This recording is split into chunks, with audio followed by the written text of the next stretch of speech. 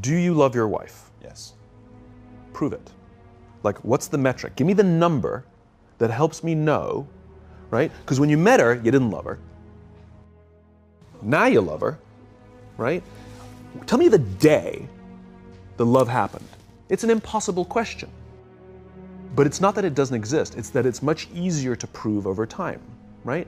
Leadership is the same thing. It's about transition. So if you were to go to the gym, it's like exercise, right? If you go to the gym and you work out and you come back and you look in the mirror, you will see nothing. And if you go to the gym the next day and you come back and you look in the mirror, you will see nothing, right? So clearly there's no results, can't be measured, it must not be effective. So we quit, right? Or if you fundamentally believe that this is the right course of action and you stick with it, like in a relationship, I bought her flowers and I wished her happy birthday, and she doesn't love me. Clearly I'll give up. That's not what happens. If you believe there's something there, you commit yourself to an act of service. You commit yourself to the regime, the exercise. You can screw it up. You can eat chocolate cake one day, you can skip a day or two. You know, it allows for that. But if you stick with it consistently, I'm not exactly sure what day, but I know you'll start getting into shape. I know it. And the same with the relationship. It's not about the events. It's not about intensity. It's about consistency, right? You go to the dentist twice a year, your teeth will fall out. You have to brush your teeth every day for 2 minutes. What does brushing your teeth twice a day for 2 minutes do? Nothing. Unless you do it every day, twice a day for 2 minutes. Right? It's the consistency. Going to the gym for 9 hours does not get you into shape. Working out every day for 20 minutes gets you into shape. So the problem is we treat leadership with intensity. We have a 2-day offsite, we invite a bunch of speakers, we give everybody a certificate, you're a leader, right?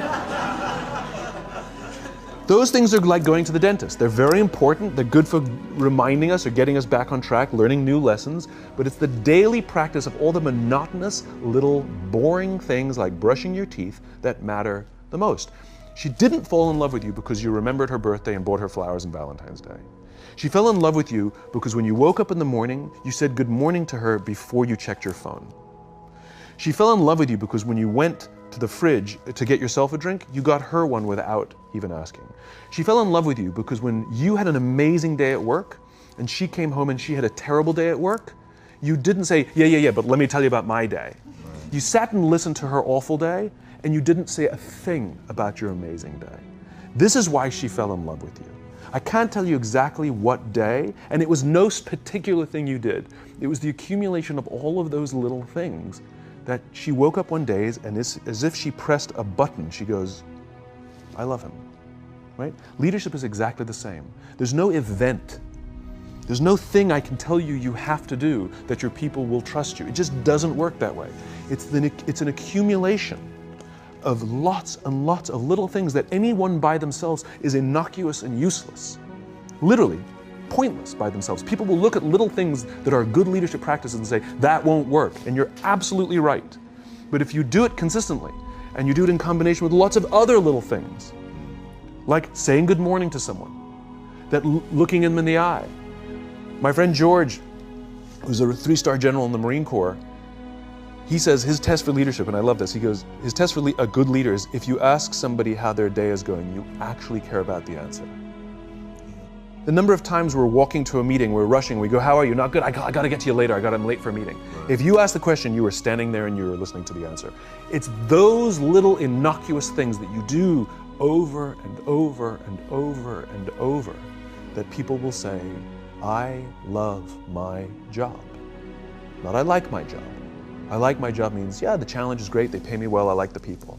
I love my job means, I don't want to work anywhere else. I don't care how much somebody else is willing to pay me.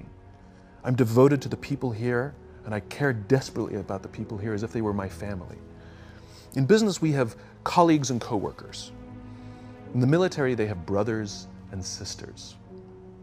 That's how they think of each other. If you really have a strong corporate culture, the people will think of each other like brothers and sisters. It's like a family, right? No, brothers and sisters. Deep love. Fight, but the love doesn't go away. Bicker, the love doesn't go away. And I'll fight with my sister, but if you threaten my sister, you're going to have to deal with me.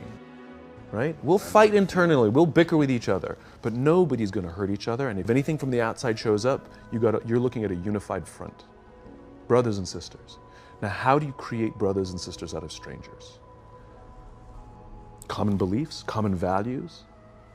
You know, parents, in other words, executives who care about their children's success, who care to raise their children, teach them skills, discipline them when necessary, help them build their self-confidence so that they can go on and achieve something more than you could have ever imagined achieving for yourself.